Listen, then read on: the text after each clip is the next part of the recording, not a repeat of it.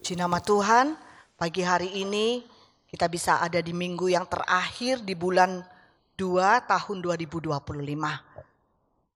Saya percaya bahwa Tuhan sudah terlalu baik bagi kita semua, amin. 2 bulan gak terasa kita jalani, tetapi kita percaya bahwa kasih karunia demi kasih karunia Tuhan ada buat kita semua, amin. Pagi hari ini saya mengambil judul yaitu value plus, artinya nilai lebih. Kalau kita belajar tentang relationship sepanjang bulan ini, sebagai anak Tuhan, kita gak boleh sama dengan orang dunia ya. Gak boleh sama dengan orang yang tidak mengenal Tuhan. Ketika kita membangun hubungan dengan orang lain, hubungan kita harus beda. Harus beda itu apa? Harus membawa nilai lebih. Mau Bapak Ibu semua? Kita akan belajar dari firman Tuhan pagi hari ini. Seperti siapa? Yang pertama kita akan melihat dari seorang bernama Abraham. Kita buka dalam Kejadian 12 ayat 2 sampai dengan 3. Aku akan membuat engkau menjadi bangsa yang besar dan memberkati engkau serta membuat namamu masyhur dan engkau akan menjadi berkat. Ayat 3. Aku akan memberkati orang-orang yang memberkati engkau dan mengutuk orang-orang yang mengutuk engkau. Dan olehmu semua kaum di muka bumi akan mendapat berkat. Kalau kita perhatikan ayat-ayat ini berbicara tentang berkat Tuhan secara pribadi bagi Abraham. Apa berkat itu? Dikatakan kamu akan jadi bangsa yang besar. Kamu akan kubuat namamu masyhur. Kemudian dikatakan lagi, orang yang berkati kamu akan kuberkati. Orang yang kutuk kamu akan kukutuk. Itu berkat bagi pribadi Abraham.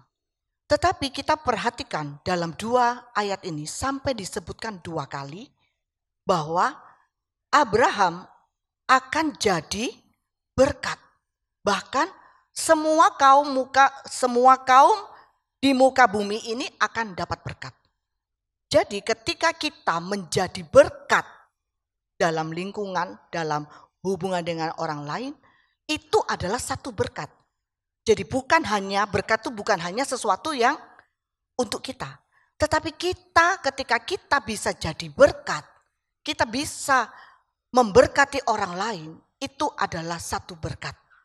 Dan Tuhan mau di dalam membangun hubungan dengan siapapun, saudara dalam rumah tangga, saudara pun punya panggilan seperti Abraham, yaitu menjadi berkat. Amin. Bahkan dalam Amplified Bible menulisnya begini, engkau akan menjadi sumber kebaikan yang besar bagi orang lain. Waktu saya renungkan kata sumber, berkat, sumber kebaikan bagi orang lain. Luar biasa ya. Ternyata itu panggilan saudara dan saya. Ketika orang berhubungan dengan kita, mereka bisa melihat sumber kebaikan yang besar. Sumber itu bukan lahir dari kita sendiri. Tetapi sumber itu datang karena kita melekat dengan Tuhan. Tadi pagi dalam ibadah 1, Pak Jagri katakan begini. Dalam setiap hubungan kita harus melibatkan Tuhan. Jadi ketika kita melibatkan Tuhan, maka kita menjadi sumber kebaikan bagi orang lain. Coba bilang sama kiri kanannya, kamu sumber kebaikan loh buat orang lain. Jangan sampai kita ini menghasilkan sumber kerugian ya. Jadi bukan sumber kebaikan, tapi ketika orang bersentuhan dengan kita, ternyata kok saya selalu rugi ya kalau kumpul sama dia. Nah itu bukan ya, itu bukan panggilan kita. Panggilan kita jadi sumber kebaikan dimanapun. Nah saya tulis di situ, slide ketiga. Semua tadi sudah saya bicarakan ya, saudara bisa lihat di situ kalau mau foto, mau simpan, silakan simpan. Nah, yang berikutnya, slide keempat, dalam membangun hubungan dengan orang lain, kita ini harus jadi sumber kebaikan, bukan sumber kerugian. Seperti yang dibilang sama Paulus. Jadi ayat ini ada di dalam 1 Korintus 11 ayat 17. Bunyinya begini, saya bacakan ya. Dalam peraturan-peraturan yang berikut, aku tidak dapat memuji kamu, sebab pertemuan-pertemuanmu itu tidak mendatangkan kebaikan, tetapi mendatangkan keburukan. Saya kayak gak pernah baca ayat ini, padahal ayat ini kalau saudara baca terus ke bawah, itu tiap bulan waktu kita perjamuan kudus, ayat ini dibaca. Tapi ketika saya baca atasnya, oh begini ya, ternyata jangan sampai pertemuan-pertemuan kita itu, kumpul-kumpul kita itu, ketika kita lagi membangun hubungan dengan orang lain, dikatakan tidak mendatangkan kebaikan, tapi mendatangkan keburukan. Bahkan kalau kita baca dalam versi mudah dibaca nulisnya begini. Pertemuan-pertemuanmu itu lebih menyakitimu daripada menolongmu. Ketika Anda berkumpul bersama sebagai keluarga gereja, hal itu lebih banyak mendatangkan kerugian daripada manfaat. Jadi kumpul-kumpul kita, bahkan kumpul-kumpul di dalam gereja. Artinya bisa bicara soal kumpul-kumpul di dalam komsel. Karena di gereja ini kita pakai komsel. Dikatakan jangan sampai perkumpulanmu di dalam gereja sebagai keluarga Allah mendatangkan kerugian daripada manfaat. Jadi kita masing-masing punya tanggung jawab kemanapun kita pergi dalam perkumpulan dimanapun kita ini memberi manfaat. Kita menjadi sumber kebaikan Tuhan. Amin. Bahkan di dalam The Message ya saya bacakan. 1 Korintus 11 ayat 17 sampai 18. Mengenai hal berikutnya ini, Paulus sama sekali tidak senang. Saya dapat gambaran bahwa ketika Anda berkumpul, sisi terburuk Anda akan muncul, bukan sisi terbaik Anda. Pertama, saya mendapat laporan tentang sifat Anda yaitu suka memecah belah, saling bersaing dan mengkritik. Saya enggan mempercayainya, tetapi begitulah adanya. Kasihan. Jadi Paulus tuh sampai ngomong, aduh jemaat ini dia banyak memuji orang di Korintus. Tetapi yang di sini dalam hal ini saya ini sebenarnya nggak pengen percaya. Tapi ternyata ini yang terjadi. Apa yang terjadi? Dalam perkumpulan itu yang dimunculkan adalah sifat-sifat terburuk. Enggak sisi terbaik. Terus dikatakan saya dapat laporan. Sifat-sifat jemaat itu apa? Suka memecah belah. Saling bersaing dan mengkritik. Tentunya mengkritik yang menjatuhkan ya. Kritik itu perlu tidak? Suami perlu gak kritik istri? Mana para istri? Kurang keras suaranya. Suami perlu gak kritik istri? Istri perlu gak ngeritik suami? Oh lebih keras ya. Jadi rupanya suami ini perlu dikritik lebih banyak kayaknya ya. Senggol suaminya. Nah, jadi kembali lagi kepada firman Tuhan, artinya apa? Kalau kita kumpulnya kita itu isinya cuma gosipin orang, mecah belah, hanya untuk saling bersaing. Bersaing itu bisa macam-macam ya saudara. Bersaing dalam pelayanan pun juga bisa loh. Orang bersaing dalam kekayaan juga bisa. Bersaing dalam jabatan juga bisa. Nah itu bukan sumber kebaikan bagi orang lain. Itu tidak mendatangkan nilai plus. Tidak mendatangkan nilai lebih. Kita semua dipanggil dalam setiap hubungan yang kita bangun. Kita membawa nilai positif bagi orang lain. Amin. Apa saja? Yang pertama saya tulis di situ. Nilai plus itu seperti apa? Kita bisa mengeluarkan, memaksimalkan seluruh daya dan potensi yang ada dalam hidup seseorang. Jadi ketika kita ada dalam sebuah perkumpulan atau kita dalam rumah tangga, kita bisa memaksimalkan potensi dari pasangan kita, potensi dari anak-anak kita. Itu artinya kita jadi berkat. Kemudian membuat hidup orang lain punya nilai lebih daripada sebelumnya. Goalnya adalah orang tersebut dapat menggenapi tujuan Tuhan dalam hidupnya secara maksimal. Jadi kita akan bersyukur sekali kalau Tuhan kasih kesempatan dimanapun kita berada, kita bisa memaksimalkan orang-orang sekitar kita sampai kepada potensinya yang ditentukan Tuhan, bahkan sampai mencapai goal atau panggilan Tuhan. Nah, Paulus ngomong begini di dalam 2 Korintus 6 ayat 4, saudara baca di situ ada banyak tapi saya potong sebagian. Kemudian saya loncat langsung yang ke-10. Sebaliknya dalam segala hal, kami menunjukkan bahwa kami adalah pelayan Allah. Jadi Paulus ngomong, saya ini menunjukkan pelayan Allah, yaitu sebagai orang miskin namun memperkaya banyak orang. Waktu dibaca ayat ini jadi bagus ya. Ternyata Paulus ngakuin, oh saya bukan orang kaya. Tetapi hidupnya, sepanjang hidupnya yang sudah diselamatkan Tuhan, dia sudah memperkaya banyak orang. Apakah kita sudah memperkaya banyak orang? Kalau kita lihat dari beberapa terjemahan dijelaskan memperkaya orang dalam iman. Memperkaya orang secara rohani. Dimanapun Tuhan tempatkan. Biarlah kita kayak Paulus. Kita memperkaya hidup orang lain di dalam Tuhan. Di dalam hal-hal ilahi. Lewat apa? Bisa lewat kesaksian, bisa lewat hidup kita. Bisa lewat pengajaran kita.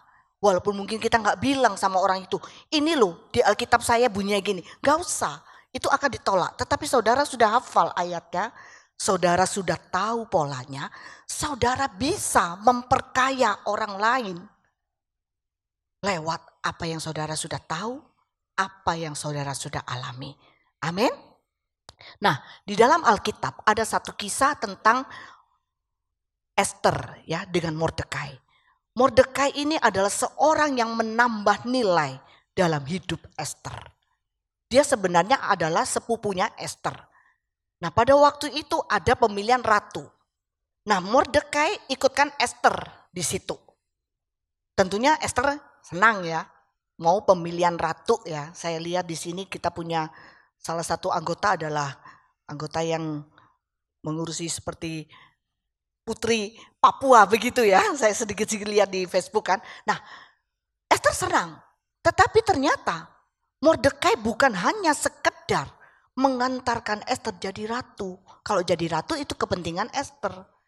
Karena ternyata Tuhan pakai Mordekai menjadi sumber kebaikan. Menambah nilai positif dalam hidup Esther.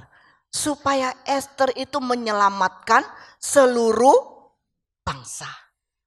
Yang sebetulnya waktu itu mau dihabiskan oleh lawannya, yaitu bangsa Israel. Tetapi Esther disuruh Mordekai maju menghadap raja. Dan taruhannya adalah nyawa. Dia mau. Esther maju demi bangsanya. Mati pun dia tidak apa-apa. Demi kepentingan orang lain. Mengapa bisa seperti itu? Karena dalam hidup Esther ada Mordekai. Tentu gak mudah mendidik anak yatim piatu buat Mordekai. Tetapi dia berhasil membimbing sehingga Esther menjadi seorang wanita yang taat, yang patuh. Disuruh begini sama Mordekai, dia iya. Bahkan waktu ditantang, ini taruhannya nyawa, dia maju. Dia mau maju. Mordekai sudah menjadi berkat, menambah nilai plus dalam hidup Esther. Saya rindu di tahun 2025 ini, saudara dan saya masing-masing, kita boleh merenungkan ini. Tuhan mau pakai saudara dan saya jadi Mordekai. Mungkin kita jadi Mordekai untuk anak kita sendiri, gak apa-apa. Setiap anak yang lahir dalam keluarga kita sudah ada rencana Tuhan. Kadang-kadang kita bingung, mau sekolah di mana? Saya punya 2 anak. Yang satu memang langsung tahu tujuan. Yang kedua, sekolah apa ya? Nah, ketika seperti itu, kita sebagai orang tua, sebagai Mordekai Tuhan, saya bawa dalam doa. Akhirnya Tuhan arahkan ke tempat yang ini, yang satu ini, satu itu. Meskipun sampai hari ini belum kelihatan gambaran besarnya. Tetapi saya percaya ketika kita bisa dipakai Tuhan menjadi sumber kebaikan buat anak kita. Maka arah mereka ada dalam tuntunan Tuhan. Dan ketika mereka berhasil, bukan berhasil itu menjadi kaya. Tetapi berhasil adalah ketika kita tahu rencana Tuhan itu terjadi buat anak kita. Amin.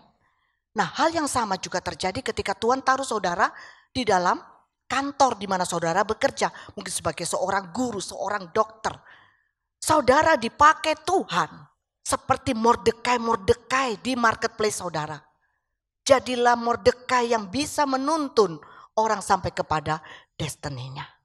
Ada banyak kesaksian di mana seorang dokter anak Tuhan yang ikut mempedulikan jemaat yang sakit. Dan bagaimana dia berkorban sampai akhirnya itu mengalami kesembuhan. Jadi bukan sekedar memeriksa, tetapi juga berdoa. Nah, panggilan saudara dan saya mungkin beda-beda ya. Silakan saudara renungkan lagi di rumah. Intinya, mari kita bilang sama Tuhan, Tuhan, saya mau 2025 ini saya jadi Mordekai Tuhan. Temukan orang-orang yang membutuhkan di dalam hubungan saya untuk saya bantu ketemu dengan destininya Tuhan. Amin. Kemudian yang kedua, nilai lebih apa selain kita bisa menuntun orang ya. 1 Tesalonika 5 ayat 11. Jadi hendaklah saudara saling memberi semangat dan saling membangun seperti yang sedang saudara lakukan. Kita bisa menjadi sumber kebaikan bagi orang lain melalui kata-kata kita. Dikatakan di sini saudara bisa memberi semangat dan saling membangun, bukan saling meruntuhkan ya. Kita berbicara dengan siapapun, mari di dalamnya ada Tuhan. Tuhan adalah Tuhan yang suka membangun. Bahkan Tuhan yang memulihkan, yang sudah rusak pun Tuhan bisa ubah jadi bagus. Nah, kita jadi anak Tuhan juga harus seperti itu. Beri semangat orang yang sedang lelah. Hari-hari ini mungkin Tuhan taruh sekitar kita orang-orang yang lelah, capek. Tuhan taruh kata-kata Tuhan dalam hidup saudara. Dan biarlah dengan kata-kata saudara, saudara bisa bangun hidup orang lain. Sampai jiwa menjadi segar. Amin. Ayub 6 ayat 14. Terhadap sahabat yang sedang putus asa, semestinya orang menaruh belas kasihan. Yang tidak berbuat demikian berarti tidak takut kepada Allah yang Maha Kuasa. Ayat ini bagus ya. Jadi kalau lihat orang, sahabat kita, orang yang ada dalam perkumpulan kita sedang putus asa. Seharusnya sebagai anak Tuhan kita menaruh belas kasihan. Beri semangat, kalau perlu buka dompetmu, berikan saluran berkat sesuai dengan kebutuhannya. Amin. Mau buka dompetnya? Loh, kok takut ya? Mau buka dompetnya? Amin ya. Beri rasa belas kasihan kepada orang-orang sekitar kita. Kata-kata kita itu bahaya ya. Kalau kita nggak biasakan untuk berkata-kata yang baik, maka kata-kata kita tuh jadi kurang enak didengar. Nah, kata-kata itu sebenarnya muncul dari mana? Dikatakan semua yang keluar dari mulut itu berasal dari hati. Jadi hati kita ini harus dipenuhi dengan Tuhan. Ketika hati dipenuhi Tuhan, maka perbendaharaan di dalam hati kita adalah tentang kebaikan.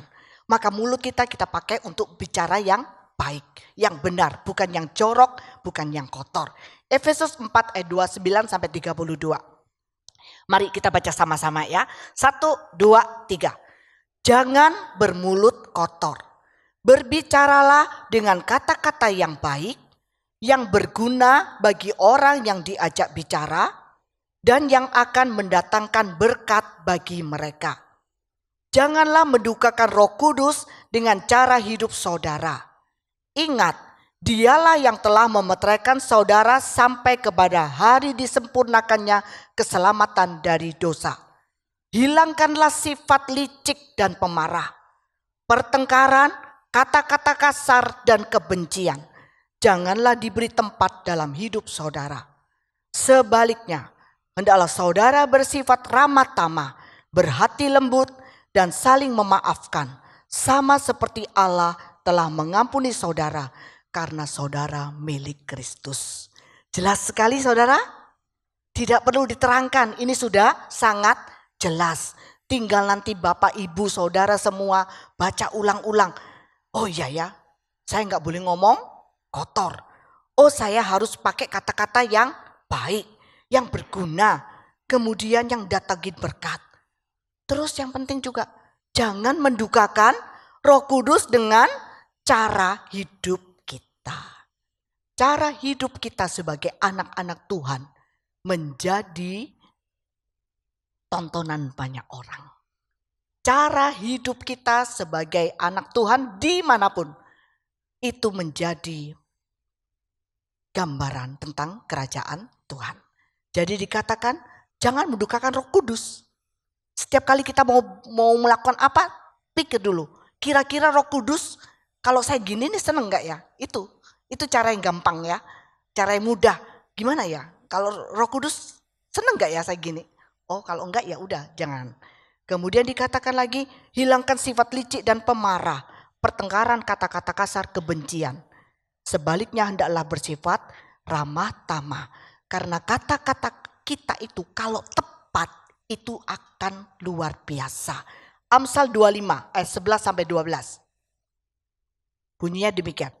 Nasihat yang tepat pada waktu yang tepat sungguh indah dan berharga. Bagaikan hiasan apel dari emas yang berkilauan di atas piring perak. Saudara tahu harga emas sekarang berapa 1 gram? Nah, dikatakan kalau kata-kata kita ini tepat, nasihat kita tepat, itu seperti emas. Teguran orang bijak sangat bernilai bagi orang yang bersedia mendengarkannya. Bagi dia teguran itu seperti hadiah yang sebanding dengan perhiasan dari emas murni. Kehidupan orang Kristen yang dipenuhi Roh Kudus bisa menyampaikan atau bahkan bernubuat mengucapkan kata-kata dorongan yang disampaikan pada waktu yang tepat akan memberkati orang lain. Mau berkata-kata tepat? Minta Roh Kudus untuk mengendalikan lidah kita. Ada satu ayat menjadi doa ya dalam Mazmur. Awasilah Tuhan mulutku, berjagalah dalam pintu bibirku. Saya pikir itu penting ya. Jadi kalau bangun pagi, kita bilang, awasi mulutku Tuhan, jaga pintu bibirku. Supaya sepanjang hari ini ketika saya membangun hubungan dengan orang lain, saya tidak menggosip, saya tidak menimbulkan pertengkaran, saya tidak bersaing, saya tidak mengkritik yang menjatuhkan. Tetapi saya mau keluarkan kata-kata yang membangun, yang hidup, yang mendengar bisa semangat, yang memperkaya orang dalam iman, memperkaya orang di dalam pengenalan akan Tuhan. Mau? Mau saudara? Amin. Ya. Nah, tadi pagi tiba-tiba saya ingat gini ya. Ini ada sesuatu teguran di dalam Alkitab waktu saya baca itu, ya bagus juga ya. Jadi seringkali kita ini saking semangatnya, kita mengucapkan selamat pagi itu masih terlalu pagi. Jadi kadang jam 2 pagi sudah kirim ayat begitu. Itu akan bikin berkat atau tidak?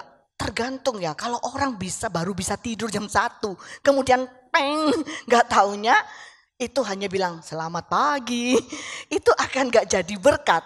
Bapak Ibu bisa memahami saya? Nah, ternyata firman Tuhan tuh ada loh di dalam Amsal 27 ayat 14. Itu bunyinya. Jangan bangunkan tetanggamu pada pagi hari dengan teriakan selamat pagi. Kalau sekarang bangunkannya pakai apa? Pakai HP ya. Kalau dulu kan mungkin ketok-ketok ya. Jangan bangunkan tetanggamu pada pagi hari dengan teriakan selamat pagi. Mereka akan menganggapnya sebagai kutukan bukan berkat. Jadi mengucapkan kata-kata semangat atau selamat pagi juga ada aturannya ya. Jadi jangan terlalu pagi karena kita tidak tahu apa yang terjadi pada orang yang kita selamat pagi.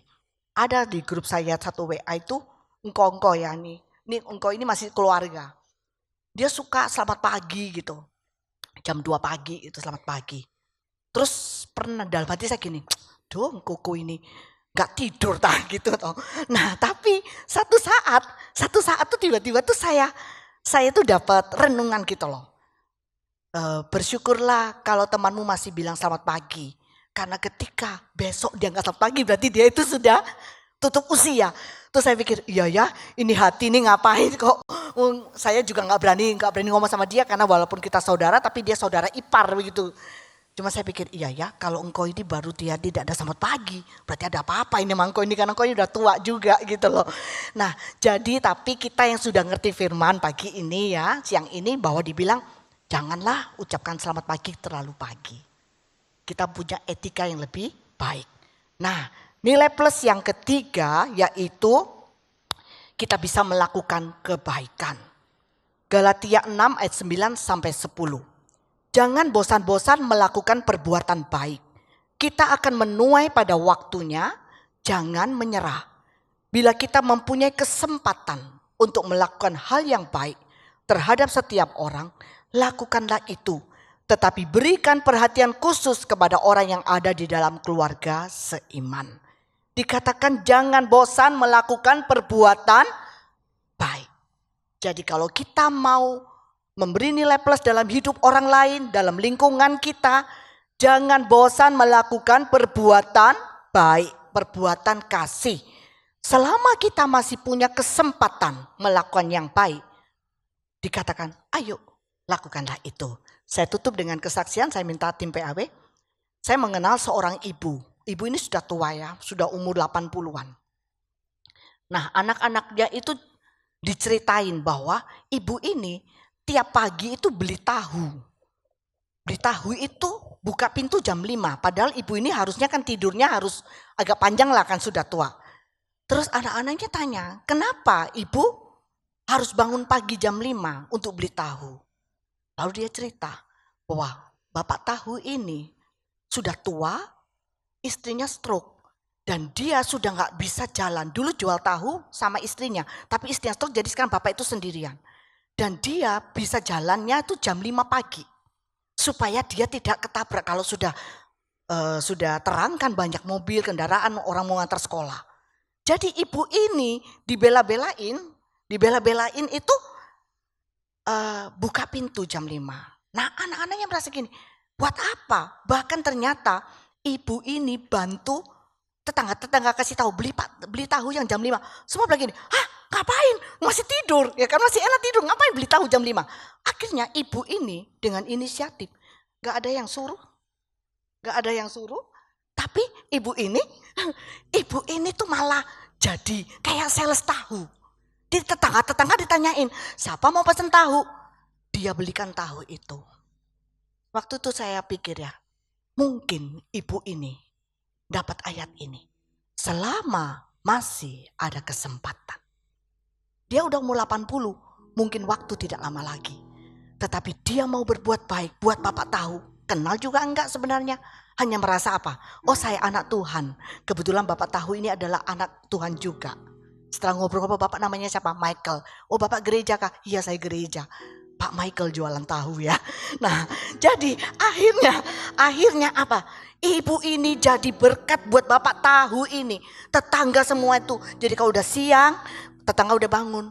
Tahunya tinggal ambil di rumah ibu ini. Nah mungkin pagi ini saya undang kita berdiri. Pagi ini mungkin saudara punya kesempatan melakukan yang baik. Yang lain bukan soal tahu.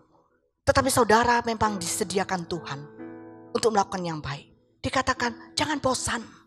Sebab apa? Kamu akan menuai pada waktunya. Asal kamu gak nyerah. Kalau tahu harus berbuat baik, lakukan dengan sukacita, dengan pertolongan Tuhan. Amin.